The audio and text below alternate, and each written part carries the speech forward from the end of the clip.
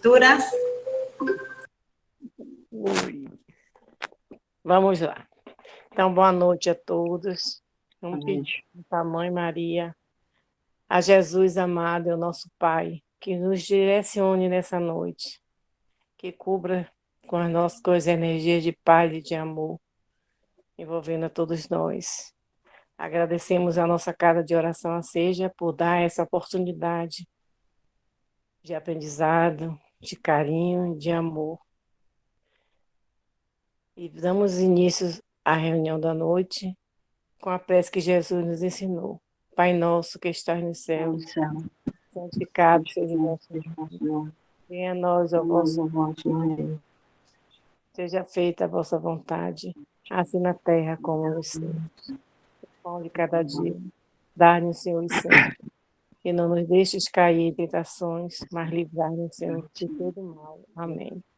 Ave Maria, cheia de graça, o Senhor é convosco. Bendita sois vós entre as mulheres, o fruto do vosso ventre, Jesus. Santa Maria, Mãe de Jesus, rogai por nós, pecadores, agora e na hora do nosso desenlace. Amém. Vamos por iniciar nosso encontro da noite. Elvira, em nome de toda a casa da Sociedade Espírita Jesus é Amor, a gente quer oficialmente, né, dar as boas-vindas, agradecer por você ter aceitado o nosso convite. A casa é sua, o microfone é seu, fique à vontade. Sim. Primeiro, agradecer muito, né, o convite, muitíssimo obrigado por poder estar participando com vocês. Toda essa energia, né, todo esse momento, sempre falo que os momentos são bem importantes na nossa vida. E dentro de um processo da espiritualidade, esse acolhimento, né, que a gente possa, no final dessa nossa live, dessa nova palestra, que a gente possa trazer o acalanto para quem realmente esteja precisando. E quem não está precisando, que possa levar o nosso conhecimento, porque sempre há de ter alguém que precisa ouvir uma palavra, sempre há de ter alguém que precisa de um tipo de ajuda, né? Então, eu sou grata, eu digo que agradecer é o verbo que rege a minha vida, né? Então, muitíssimo obrigado pela oportunidade e vamos começar, com a graça de Deus. Isso? Bom, a Rafa me passou uns slides, né? Por gentileza, poderia passar o primeiro, que é para a gente começar e desenvolver, que é sobre o tema de depressão, por gentileza.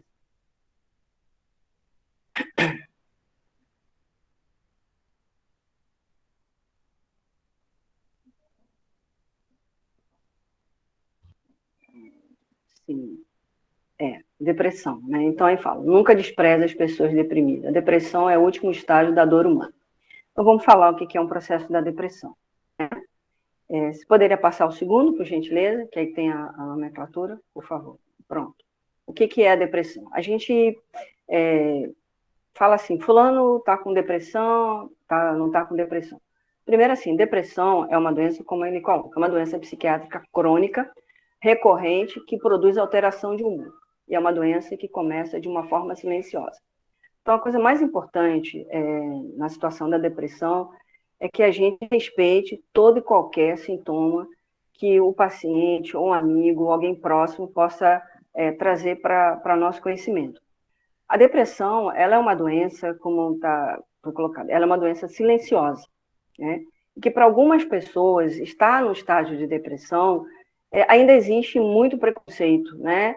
Que a depressão é uma coisa boba, que a depressão é mimimi, que a depressão é frescura, não é, né? A gente está em setembro amarelo, como eu falei inicialmente, que todos os dias sejam setembros amarelos, porque a gente fala setembro amarelo, que é o mês do suicídio, e o suicídio está atrelado à depressão, porque dentro de estatística a gente percebe que o maior índice de suicídio estão atrelados às pessoas que estão com quadro de depressão. Então, assim, é uma situação extremamente séria, né, em que o acolhimento ele é fundamental. A primeira coisa que a gente tem que entender quando alguém que nos procura por um quadro de depressão seria o acolhimento. Como que é acolher? Primeiro, total respeito, né, à dor do outro. Tem situações na depressão em que você pode estar num canto como é que eu vou dizer assim? Você pode estar num canto sorrindo em algum momento, e depois você pode estar num outro momento chorando. E aí as pessoas dizem assim, mas fulana estava rindo, como é que agora está triste? A depressão apresenta esse tipo de comportamento, né? Então, o que eu diria assim, é o acolhimento e o respeito. É você fazer da escuta que alguém está te trazendo o respeito, não só no caso de uma depressão, né? Eu vejo que a palavra, o respeito ao outro, ele tem que ser uma coisa imprescindível em qualquer circunstância de nossas vidas. Se alguém se dispõe a vir a você para falar alguma coisa, um desabafo, ainda mais numa situação da depressão, que vem no momento de melancolia, tristeza, esse momento tem que ser muito acolhedor, né? Porque desse processo você pode estar salvando literalmente a vida de uma pessoa. Você pode estar trazendo para ela um processo de uma esperança. Né? Você pode estar trazendo para essa pessoa a certeza de que pode ser uma coisa transitória. Né? A depressão, inicialmente, ela não apresenta um processo de cura. Né? Existe a parte de que ela possa ser hereditária. Hoje, a gente vive um momento bem, bem crítico em relação à pandemia, né? A gente está num momento em que quase 600 mil pessoas vieram a falecer. Então, o quadro de depressão, ano passado, somente em 2020, quando a pandemia se instaurou mesmo de uma forma muito assustadora, o que a gente teve? A gente teve índice de depressão, de pessoas deprimidas de uma forma muito mais acentuada, porque as nossas vidas foram tomadas de uma forma inesperada. Eu digo que nós dormimos de uma forma e acordamos de outra forma. Coisas que ninguém ainda conseguiu entender, o porquê da origem de uma pandemia. E aí você tem a consequência do que uma pandemia deixou para você. Muitas pessoas perderam seus empregos, muitas estruturas familiares começaram a apresentar problemas de comportamento. Né? Se você tinha um emprego que te dava o rendimento financeiro, mediante essa perda desse emprego, você começa a desenvolver um quadro de ansiedade, um quadro de preocupação, e quando você menos espera, você está entrando num processo de depressão. Então, ficou bem, bem claro que no ano passado a gente teve, somente aqui no Brasil, um aumento muito acentuado de pessoas que começaram a apresentar um quadro de depressão. Né? Então, se você tinha já um quadro de melancolia, diante de uma situação como essa que muitas pessoas passaram, a depressão ela acabou se instaurando de uma forma muito mais triste e acentuada. Né? A depressão, poderia passar o outro, por gentileza?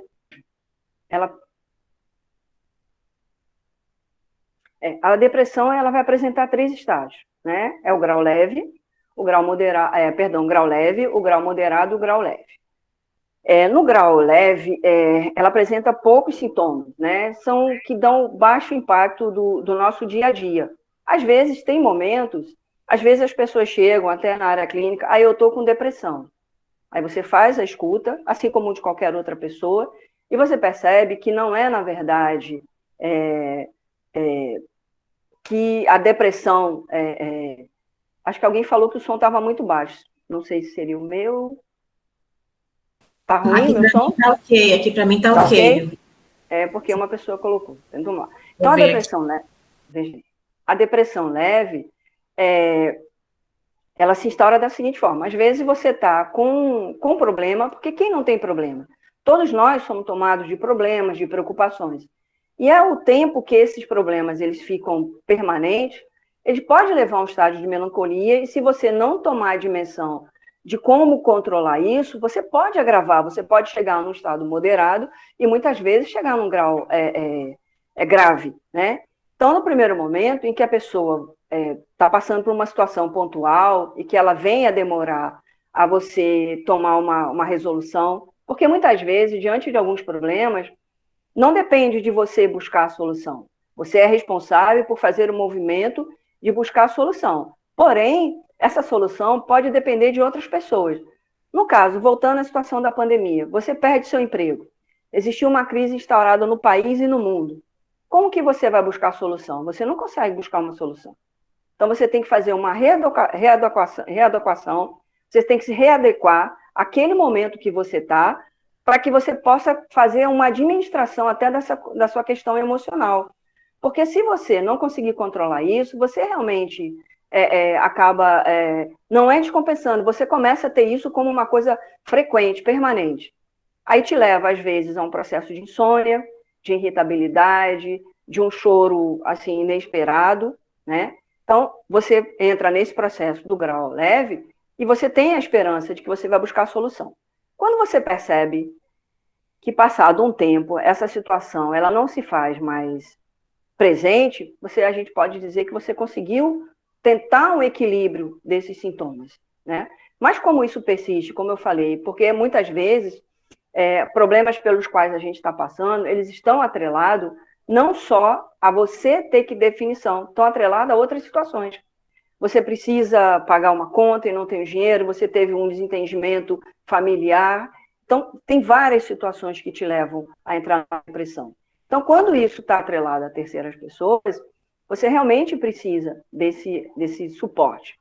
Numa situação de uma estrutura familiar em que você percebe, né, que a situação da depressão está ali, a coisa mais importante é você fazer com que todos possam participar desse momento. Eu gosto de dizer muito uma palavra chamada acolhimento. Não existe coisa mais afetuosa do que você ser acolhido, né? Você ser acolhido em qualquer circunstância da sua vida. Porque quem vai buscar uma ajuda não está bem, né? Quem vai trazer um discurso de melancolia, de choro ou de dor, como eu falo, a dor da alma, não está bem. Então, assim, se você pudesse, por si só, buscar a resolução, você teria como direcionar isso e até buscar a solução. Mas muitas vezes você não tem, porque está atrelado ao momento do outro. Então, é fundamental que a família acolha. Eu falo a família porque a gente parte de um princípio que, por vivermos numa sociedade que a gente tem núcleos familiares, né? É importante que você tenha, dentro desse teu núcleo familiar, esse acolhimento. O núcleo familiar, do qual eu me refiro, não necessariamente é uma formação da família. Seu pai, sua mãe, seu irmão, seu marido. Não. Qualquer pessoa que você vai eleger como alguém da sua família, ela acaba sendo importante. E o importante é que você busque a essa pessoa esse tipo de acolhimento. Então, isso é fundamental. Eu digo, para toda e qualquer circunstância que a gente passa, a gente saber acolher, a gente conseguir fazer com que a gente separe um tempo, ou pelo menos um processo pequeno de nosso tempo, de nosso dia, para que a gente possa fazer o acolhimento de quem está nos procurando, né? Então, se você está no estágio de uma depressão leve, né? Se você tiver esse acolhimento, ela já é de muita ajuda. Alguém que vai trazer uma visão diferenciada. Porque muitas vezes a gente está vivendo uma situação do problema e você está tão envolvido emocionalmente, você às vezes está tão desestruturado emocionalmente, muitas vezes até desesperado porque você não acha uma solução, que você não consegue enxergar de uma forma mais racional a resposta daquilo, né? Às vezes você está trabalhando nas emoções, nos sentimentos. Então, quando você procura alguém, você se direciona para alguém, essa outra pessoa vai te trazer uma visão diferenciada. Tem o comprometimento emocional, mas tem também o comprometimento racional. Alguém que chega e diz, calma, senta aqui, vamos conversar, vamos buscar soluções, vamos buscar alternativas. Então, isso é muito importante. Passado esse estágio, se você não conseguir direcionar isso, você vai para uma depressão moderada, que ela já vem apresentando uma tristeza, um desânimo, uma pouca concentração.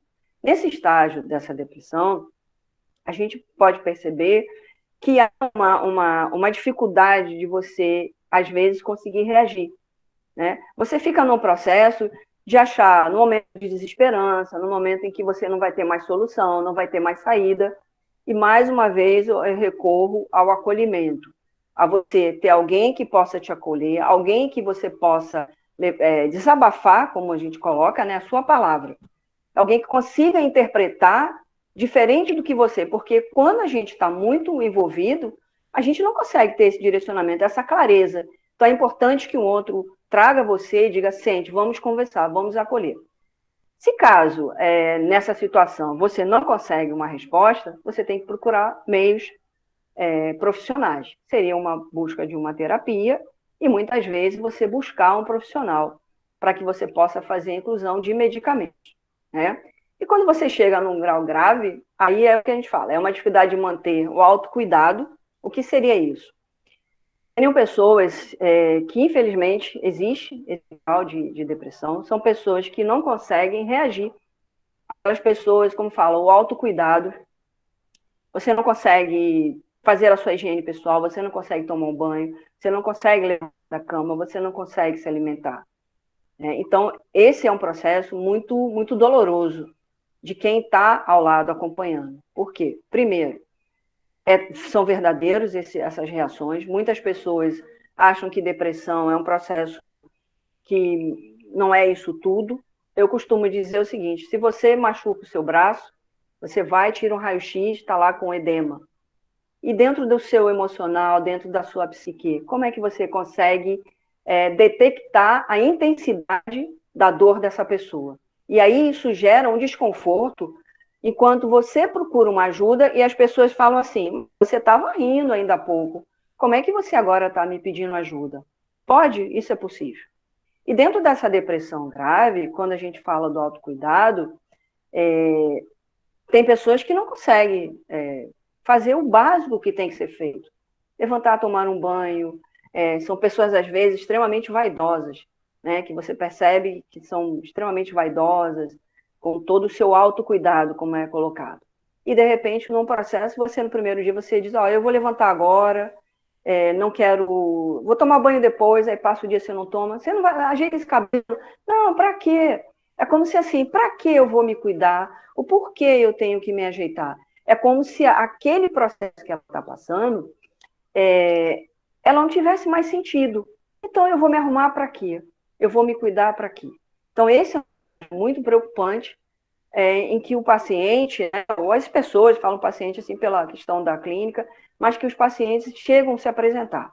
E nesse estágio, ele é um estágio que ele precisa ter uma atenção redobrada, né? Porque atrelado a esse momento da dificuldade do autocuidado, né?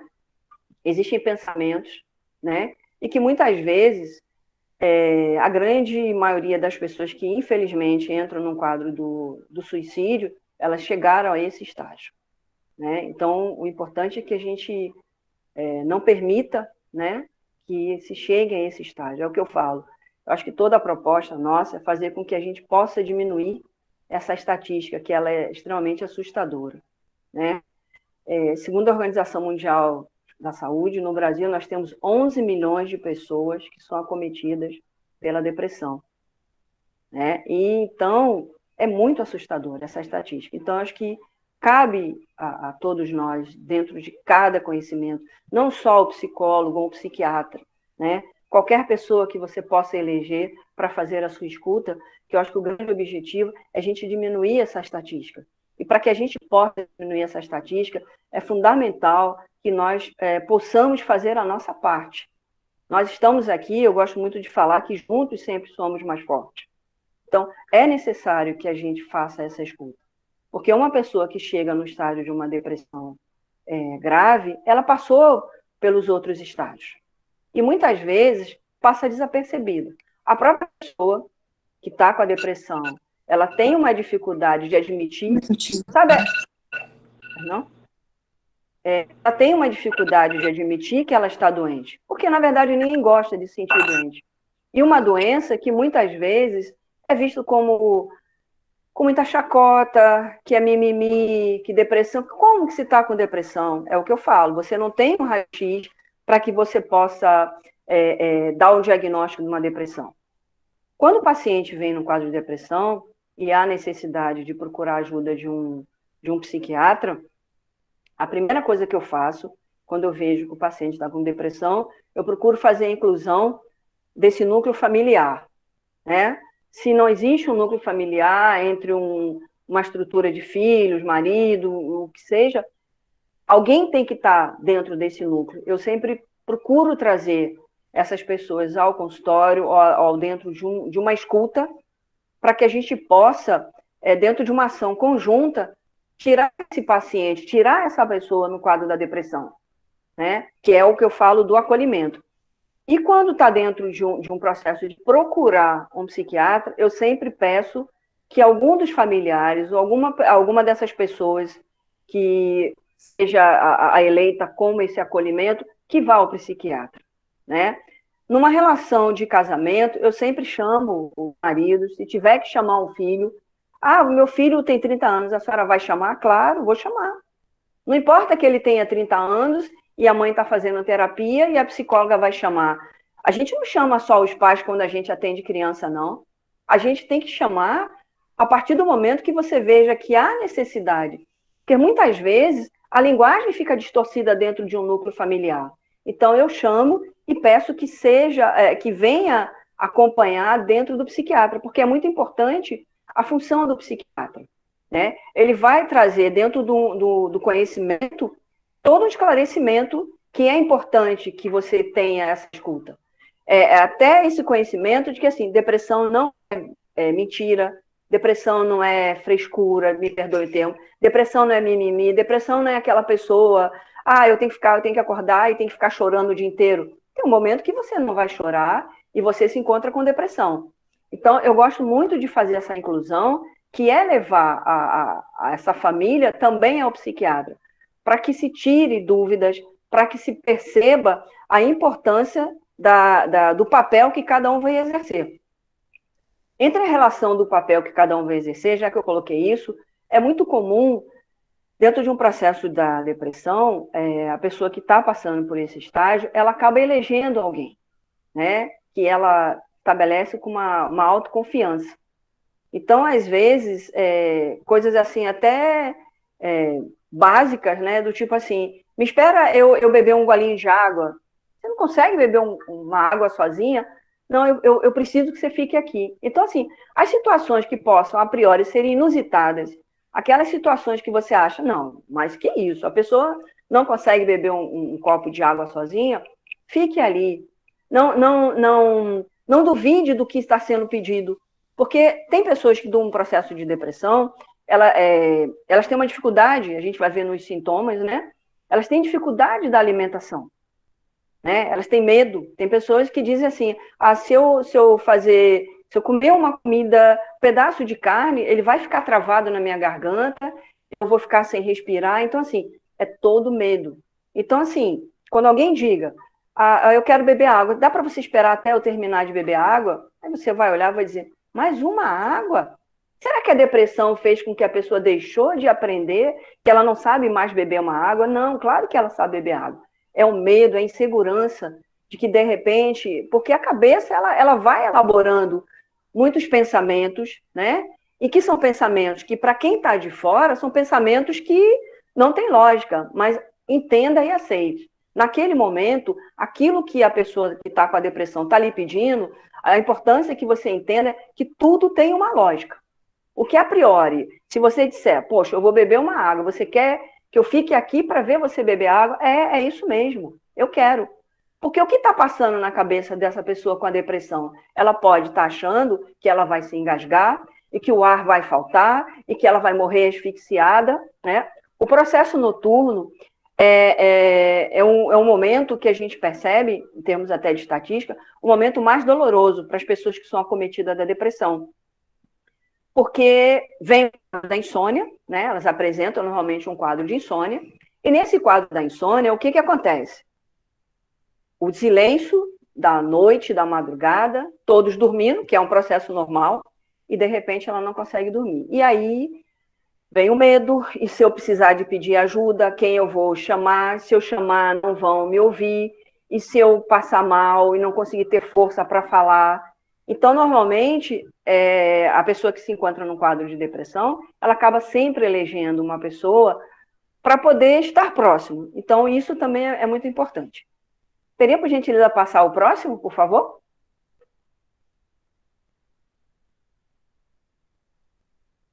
Bom, aí são os sintomas. A gente já até falou um pouquinho, né? Vamos dar continuidade. Dentro do processo dos sintomas. A falta de apetite, né? Como eu falei, eu sempre indico o seguinte, eu não consigo comer, a gente já ouviu muito essa expressão, trava minha garganta, parece que tem um bolo na minha garganta, e a gente sabe a importância nutricional de um alimento, né? Tanto que a primeira coisa que às vezes o paciente diz assim, eu vou comprar uma vitamina, porque eu não estou conseguindo me alimentar e eu tenho medo de adoecer. Concordo, É perfeito, é louvável que se compra vitamina. Mas por que você não consegue se alimentar? Elvira, a garganta trava, parece que tem um bolo que não me deixa. Então, eu sempre sugiro o seguinte: você pega todo aquele alimento que você ia comer de uma forma sólida, né? O grãozinho de arroz, do feijão, a carne, uma proteína, você bota no liquidificador. Faz como se fosse uma coisa pastosa. Porque é importante que venha ter uma alimentação. É importante que esse paciente não fique desnutrido. E aí a gente percebe que é muito comum pessoas que estão num quadro de depressão, elas têm um emagrecimento muito acentuado, né? E a gente fala assim, nossa... Oi? Pode continuar? Aí a gente fala assim, nossa, como você emagreceu? Aí depois, lá na frente, você fica sabendo, poxa, fulana está com uma depressão bem acentuada. Porque é o discurso. Aí você vai dizer, mas não tem lógica, como a questão da água. Não tem a garganta que fecha, não tem o alimento que vai gerar um incômodo. Tem, para ele tem. Então, é respeito a todo e qualquer reação que o paciente apresenta. Claro que dentro desse respeito, a gente tem que ter algumas situações e algumas reações, um posicionamento de firmeza para conduzir a situação. Você não pode chegar e dizer assim, eu vou sair correndo daqui de casa, se ele apresentar o que a gente chama de um delírio persecutório, eu vou sair correndo porque o vizinho diz que vai me matar, o vizinho vai fazer isso. Aí você tem que se posicionar nessa situação, trazer a ele um processo de lucidez, trazer a ele o acolhimento, tipo assim, vou estar aqui com você, não vai acontecer nada. Então, assim, não é tudo que a gente tenha que dizer amém. Em algumas situações, a gente tem que se posicionar. Mas nas situações que possam ser as mais inusitadas, a gente tem que ter respeito. Ele vai apresentar um quadro de insônia, ele vai apresentar uma irritabilidade, a própria alteração do humor, como a gente fala, né? A questão do peso, né? Porque muitos não conseguem, de fato, se alimentar, porque é uma tristeza, é uma melancolia, que não consegue levantar. Vamos levantar para tomar um banho, vamos levantar para poder se alimentar. Não consegue. E quando você dá o alimento, 3 colheres e diz, não estou, já não desce. Então, eu sempre falo, uma outra coisa que também é importante na questão do alimento, se você perceber que a pessoa com a depressão, ela não está conseguindo fazer, na hora da refeição, uma quantidade normal que ela comia, não force. Daqui a 2 horas você vem cuidar de quem está com depressão. Antes de tudo, tem que ter muito amor.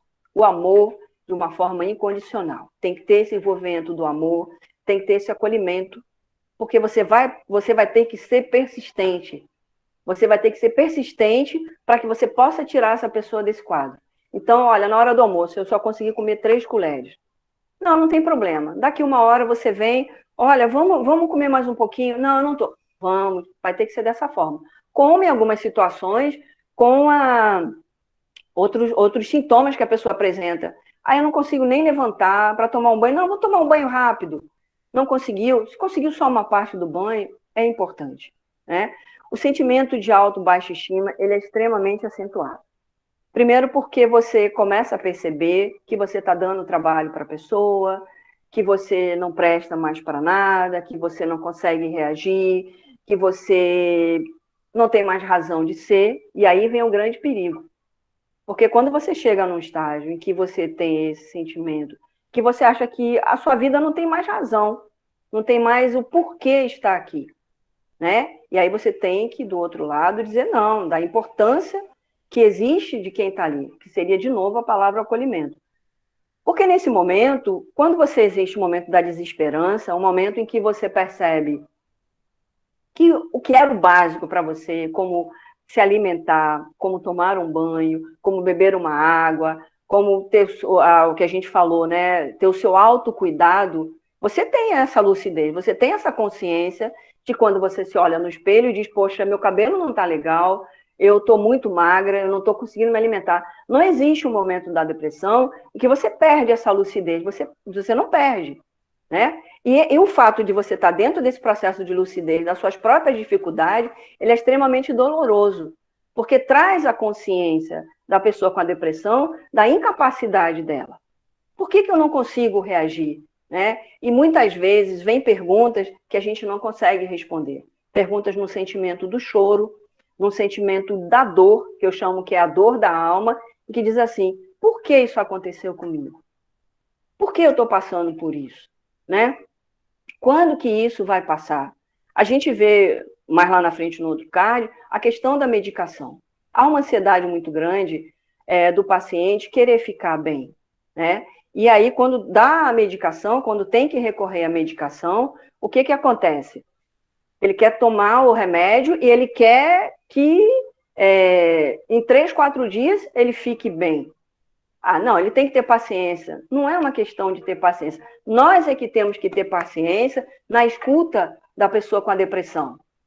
Né? A gente, por mais, eu sempre gosto de dizer o seguinte, por mais que a gente possa estar muito próximo, muito envolvido emocionalmente, a gente nunca vai conseguir, em algumas situações, mensurar,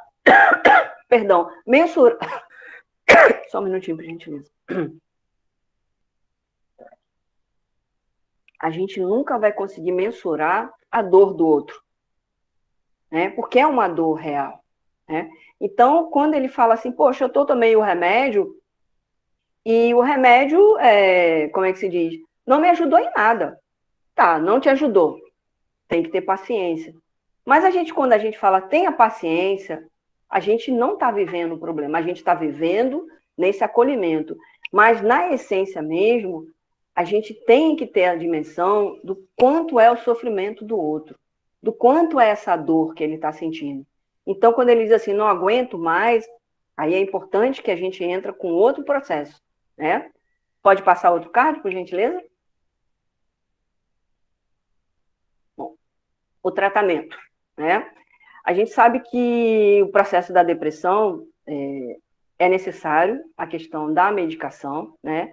E como eu coloquei, medicamentos inibidores seletivos da receptação da serotonina. Serotonina é um neurotransmissor, né? Que ele é fundamental dentro de uma elaboração do bem-estar, de outros tipos de sintomas. Então, hoje, a parte da farmacologia também tem uma grande evolução.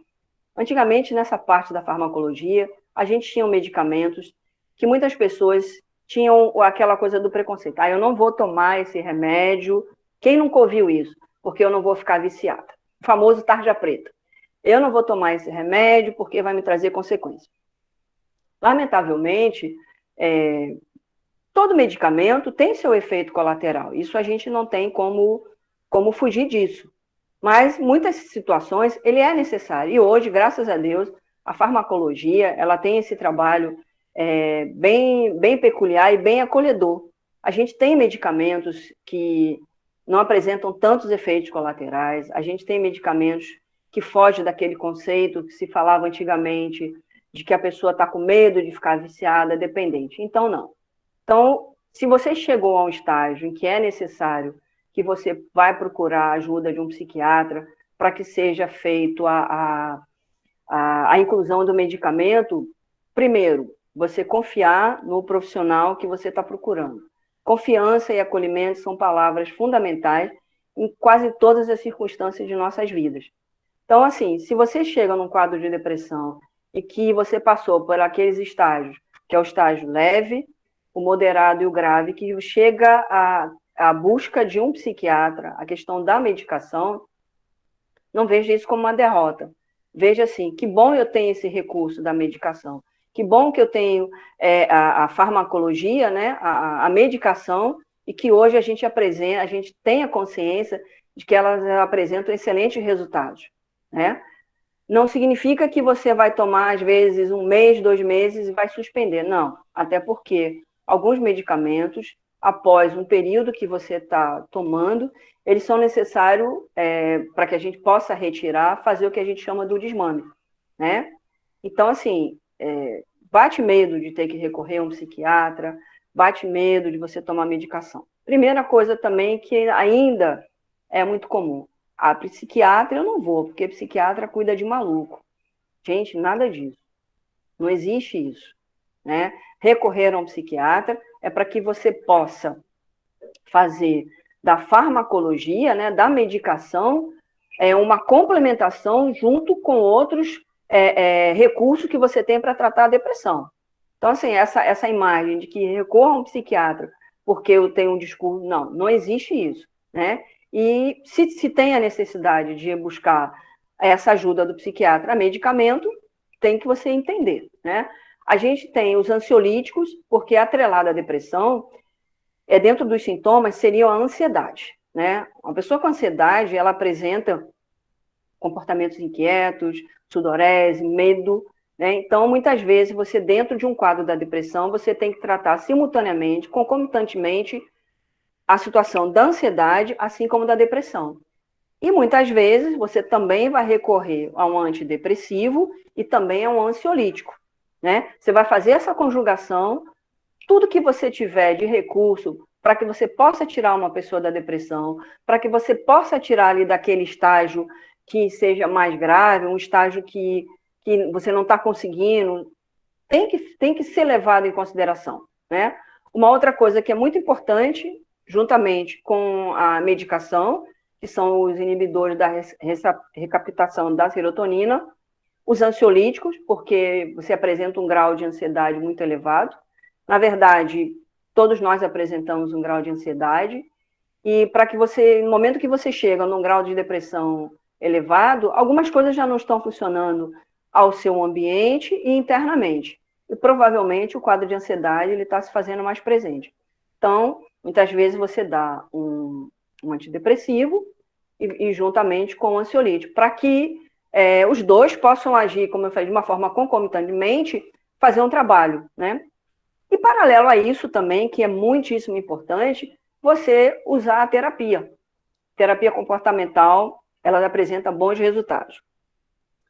E aí a gente escuta também muitas pessoas dizendo o seguinte: poxa, eu vou ter que procurar um terapeuta. Sim, procurar um terapeuta. Por mais que você tenha o acolhimento, como eu falei, fundamental, que você venha a eleger uma pessoa que vai te dar esse acolhimento, a terapia, gente, ela quisera a Deus, né, que todos pudessem ter acesso a um processo terapêutico. Seria muito importante para todas as pessoas, não só para quem está no processo de depressão ou no processo de ansiedade, um outro processo. A terapia, ela é muito importante em qualquer circunstância de nossas vidas, né? Mas nem sempre a gente se tem um acesso, né? Mas eu também deixo bem uma ressalva muito importante, que existem vários núcleos hoje de atendimento gratuito, existem várias instituições, né? Grupos de profissionais que dão atendimento. Isso foi muito comum no momento da pandemia, em que veio uma estatística com um número muito acentuado, né, de pessoas com ansiedade, com depressão, e que precisavam recorrer à busca de um terapeuta, né, mas os consultórios estavam fechados, né, as instituições que você teria acesso de uma forma gratuita também fechados, mas graças a Deus alguns profissionais se dispuseram, né, a fazer esse atendimento online com gratuidade. Hoje as coisas já estão normalizando, mas então, assim, toda e qualquer faculdade que tenha a psicologia, provavelmente ela tem um núcleo de atendimento, né? Se não é gratuito, é um valor insignificante. Então, isso é importante. Juntamente com a medicação do antidepressivo, com a medicação do ansiolítico, a terapia ela é importante. Porque tem situações e momentos que a gente não consegue entender e não consegue decodificar. E que só no processo terapêutico vai te apresentar essa resposta. Eu costumo dizer que dentro de um processo terapêutico, você fala coisas que você não pensa em dizer para si próprio, né? E nesse processo terapêutico, na terapia comportamental e outras terapias, as quais você também pode se identificar, é muito importante que você tenha uma identificação com o profissional que está te acolhendo, né?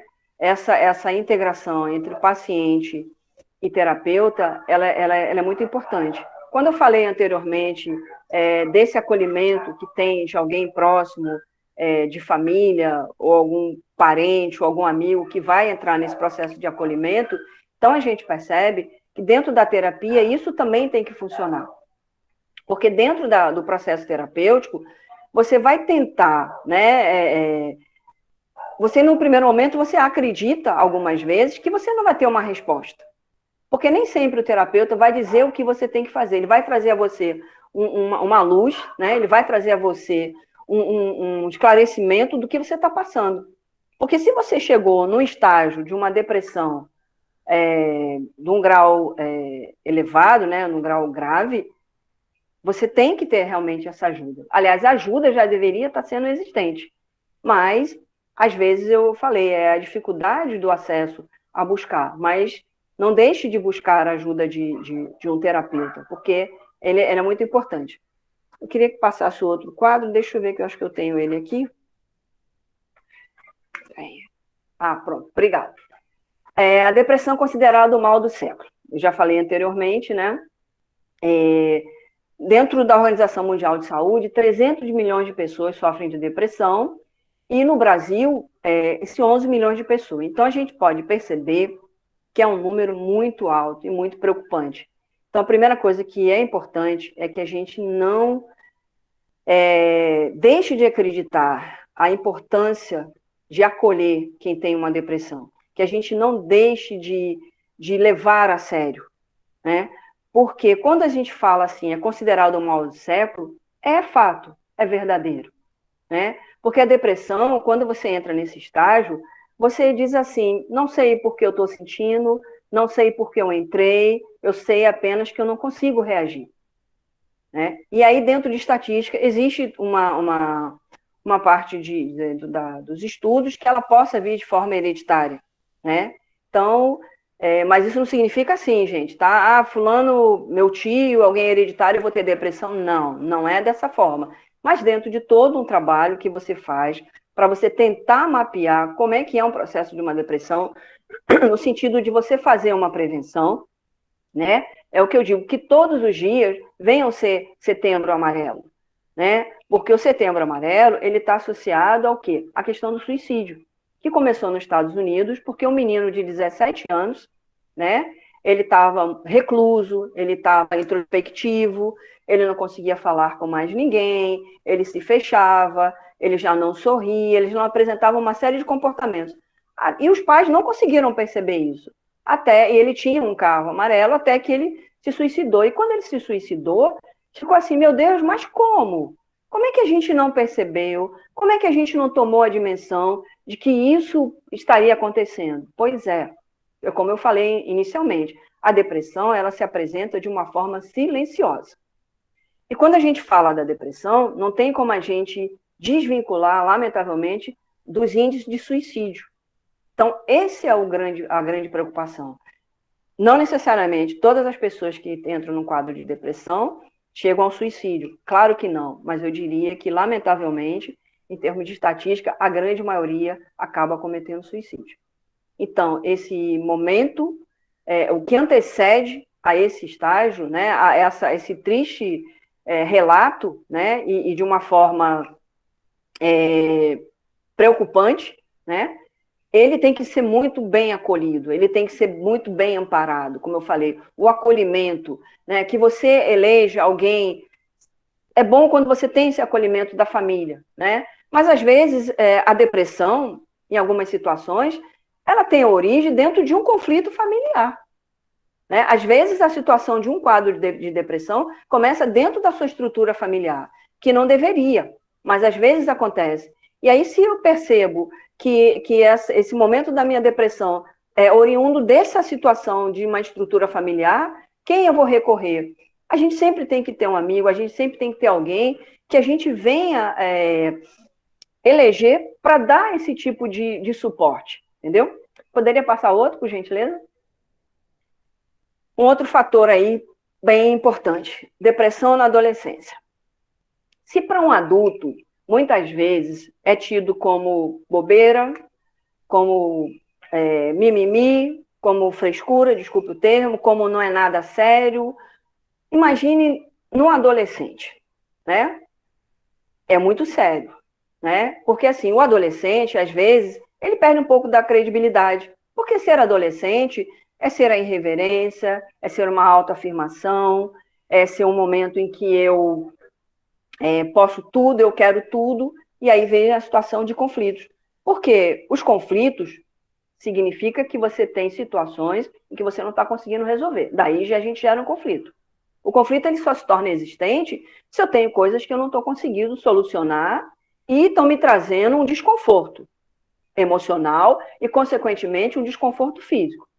Porque quando a gente entra num desconforto emocional tão intenso, a nossa parte física ela começa a ficar afetada.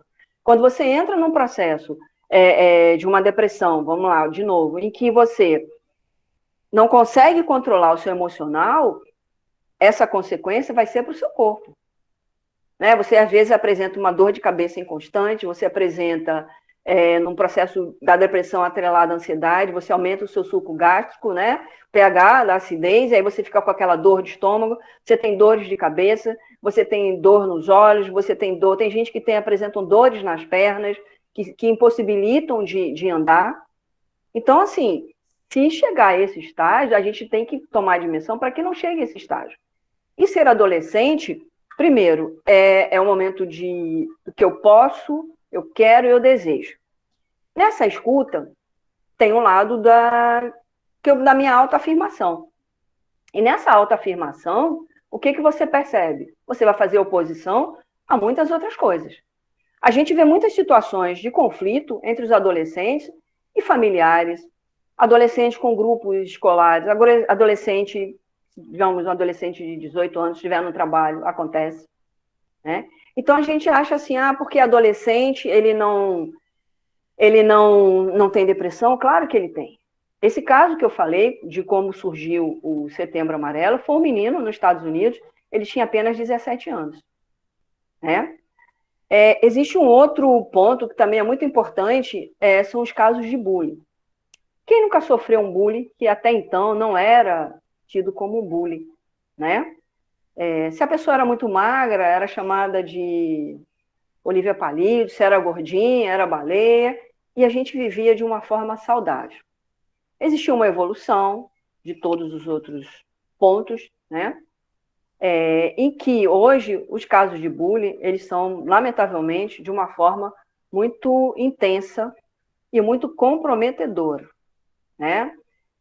A gente teve até recentemente o filho de uma, entre outras tantas estatísticas, o filho de uma cantora, eu até ouvi ontem, que ele fez um vídeo, ele não apresentava um comportamento homoafetivo, ele disse que fez um vídeo descontraído, e aí ele foi excluído da escola, excluído pelos colegas, não foi excluído da escola.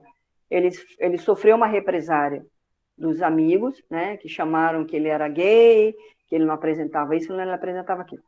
Aquela pressão emocional, ele poderia até estar desenvolvendo isso, né? Aí seria uma situação de conflito.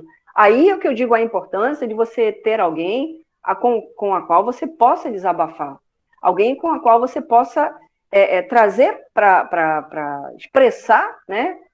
Tirar isso de dentro de você, né? Exteriorizar isso da sua dúvida, do seu conflito, né? Porque se você se fecha, você vai deixar criar aquilo que está do lado de fora, que está te torturando. E muitas vezes, numa escuta de alguém, pode fazer um contraponto, pode dizer, não é bem dessa forma, é dessa forma.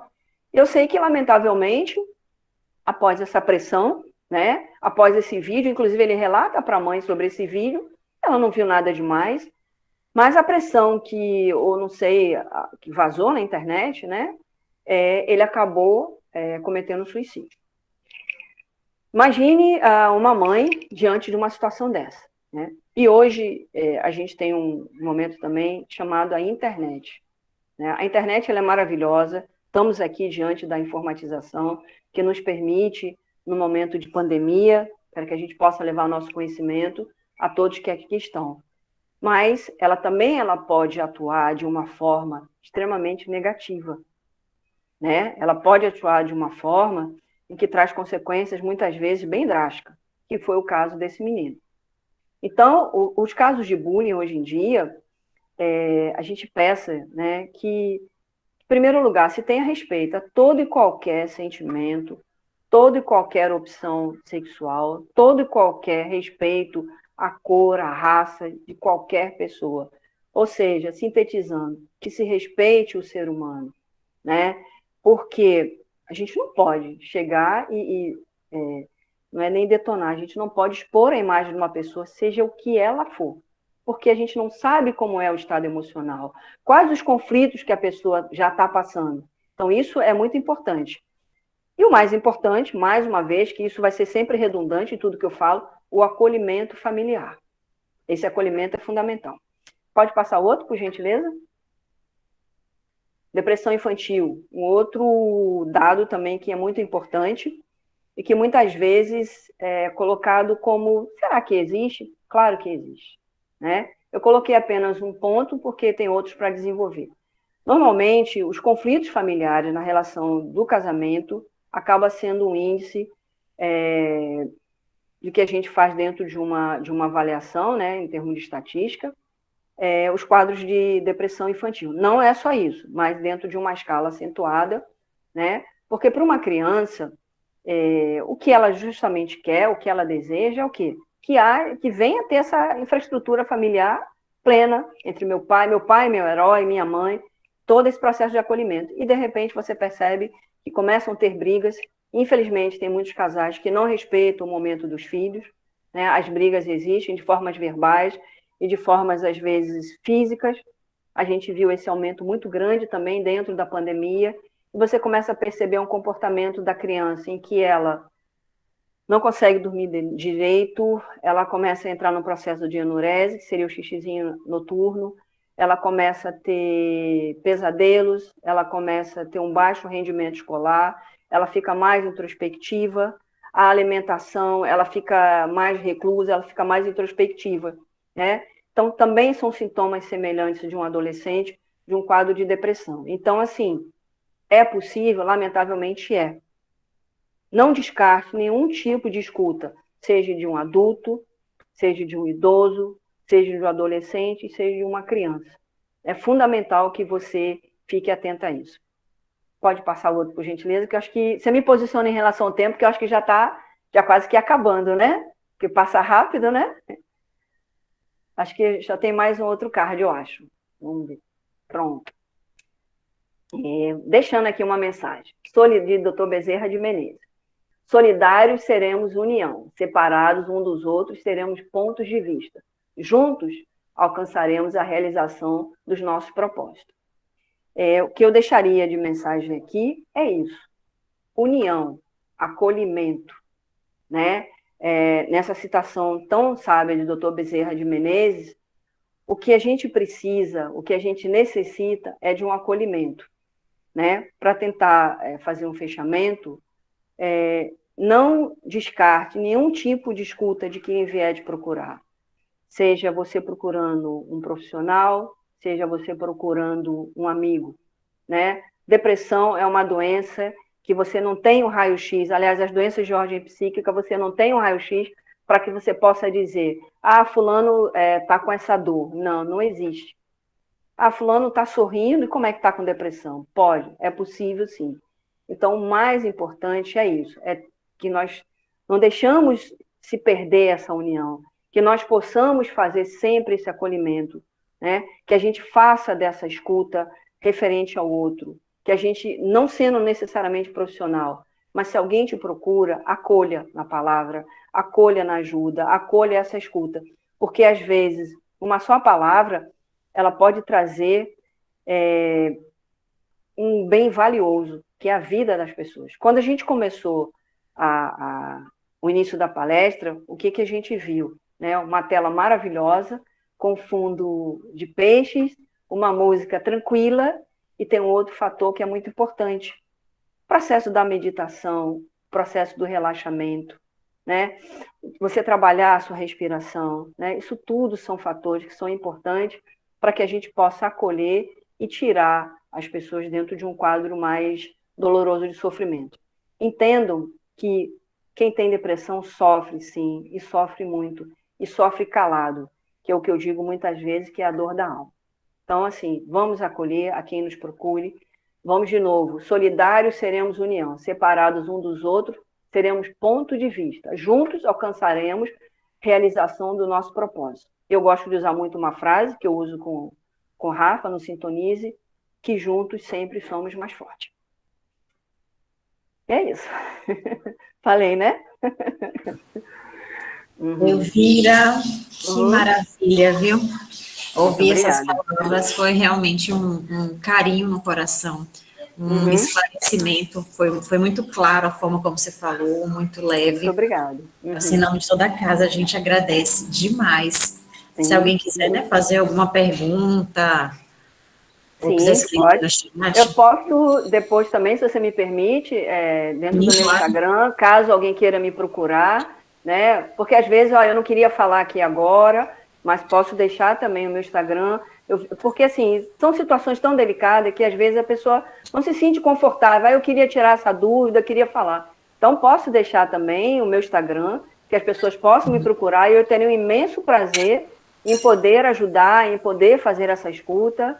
Para mim vai ser bem gratificante, entendeu? Que maravilha. Elvira, tem aqui algumas perguntas. Sim. Qual o risco para uma pessoa que já teve depressão conviver com pessoa depressiva na família? E por que o depressivo agride verbalmente a mãe, o irmão? Bom, vamos à primeira. O risco, ele vai existir, porque como a gente falou, a depressão, ela é silenciosa e ela passa a ser recorrente, né? Então, se você está próximo de uma pessoa que está com a depressão, a gente entende o seguinte, que há de ter esse cuidado, né? Esse cuidar de uma forma, não vou dizer coletiva, mas que as duas pessoas procurem os seus tratamentos, que um dê o suporte do outro. Porque, assim, é importante que você, quando está dentro do quadro depressivo, né, que você tenha alguém que faça esse acolhimento. Então, se você, infelizmente, está com uma pessoa que está dentro desse quadro, é necessário que uma terceira pessoa venha intervir para que tire essas duas pessoas dentro desse estágio e resgate esse momento emocional para poder dar esse acolhimento. Entendeu? E a outra foi... Eu não gravei, perdão. Deixa eu voltar aqui, peraí. E por que o depressivo agride verbalmente a mãe e o irmão? Normalmente o que acontece é alguém que está sempre mais próximo, né? E normalmente essa agressão, a gente no popular a gente fala assim, ele agride porque ele te ama. É porque alguém que está mais próximo, é porque assim, você lidar com uma pessoa deprimida, embora você tenha que ter acolhimento, mas você enquanto pessoa, você também tem as suas dificuldades, você tem o seu sofrimento. Imagine uma mãe vendo um filho com uma depressão. Chega um momento que ela se sente incapacitada de como lidar. Então, às vezes, ela entra no próprio processo de melancolia, de tristeza, e às vezes não é por uma incapacidade, não é por um querer, às vezes é uma incapacidade de fazer o acolhimento. E eu digo que sempre, normalmente, acaba se agredindo em algumas situações quem a gente mais ama. É uma forma também de dizer, estou aqui, acorda. Porque essa linguagem, ela também se torna diferenciada. Uma outra coisa, vamos ficar atento aos pedidos de ajuda não verbal. Porque nem sempre o pedido de ajuda vem de uma forma verbal. Pelo amor de Deus, me ajuda, eu não estou bem. Comportamentos não verbais, às vezes, são mais significativos do que um pedido de ajuda. Então, a gente tem que ficar atento a isso também. Entendeu? Obrigada, Elvira. Mais alguém quer fazer alguma pergunta? Rafa está indicando aqui um filme Amor Além da Vida, que também trata da depressão e suicídio. Sim, esse filme é maravilhoso. Sim. O Instagram de Elvira já está aqui no chat também, depois a gente compartilha nos grupos. Psicóloga, @Vilinha, entendeu? Aí podem deixar pergunta, aquilo que eu falei, de repente, aqui eu fiquei sem jeito de falar, eu vou ter um imenso prazer de ajudar, de esclarecer, ou mesmo, não só quem está pedindo ajuda. Elvira, aquele ponto que você falou, tem como você me trazer um esclarecimento maior? Vou ter um imenso prazer para poder tirar essa dúvida e ajudar. E assim, acolher, né? É o que eu digo, juntos somos mais fortes, e juntamente com a belíssima mensagem do Dr. Bezerra de Menezes. Entendeu? E por falar... Oi? Valquíria acho que levantou a mão, se eu não me engano. Quer falar, Valzinha? Já tive a resposta, foi sobre a agressividade, viu? Sim. Muito obrigada. Tá, ok, eu que agradeço. Eu vi que você falou assim desde o comecinho, antes de começar oficialmente, estava falando sobre acolhimento, né, e sobre a gente ouvir. Então, pegando esse gancho, né, como eu sei que tem pessoas aqui que estão participando pela primeira vez, conhecendo a gente pela primeira vez, a gente colocou aí na tela, né, o telefone do nosso tratamento espiritual à distância. Ótimo. Quem estiver precisando ou quiser indicar alguém, acontece todo sábado, né? São 4 sábados, das 15 às 16, Todo o nosso tratamento é gratuito. Então, manda um zap para a gente, que a gente passa as informações. Temos também, convidar vocês para conhecer, né, o nosso trabalho social, onde a gente faz entrega mensalmente de 70 cestas básicas, né, para as comunidades do Caçante e Abrantes. Então, a gente atende as famílias que vivem na situação de né? a gente faz o cadastro delas. E toda semana, Vitor, para você conhecer, a gente faz a entrega do melhor mingau do mundo. Oh, que maravilha! Situação de rua, isso. Esse título a gente carrega com muito carinho, né? Que foi nossos irmãos de rua que deram para a gente esse título. E a gente leva café, leva água mineral, leva que pão. Maravilha! Toda quarta-feira lá em Itapuã. Sim. Então a gente convida vocês também, né, para seguir nossas redes sociais, para conhecer o nosso trabalho. Quem precisar de ajuda também, a gente está aqui com esse trabalho, né, à distância. É isso, agradecer mais uma vez. Temos muitos elogios aqui no chat, o pessoal muito agradecendo. Obrigado. Gratidão eterna, gratidão. Como eu digo, agradecer é o verbo que rege a minha vida. Eu acho não, temos que ser gratas a tudo, tudo. Acho que uma pessoa pediu para levantar a mão. É isso. Eveline, pode falar. Eveline, você levantou a mãozinha? Foi sem querer ou você quer falar? Está desligado o seu microfone.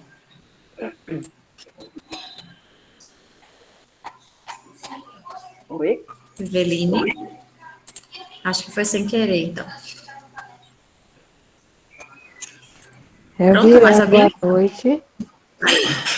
Gostaria muito de agradecer por você ter aceitado o nosso convite. Muito obrigado, dona Ana. Eu que agradeço. Estamos aqui. Não se preocupe não, que eu ainda vou encher seu saco.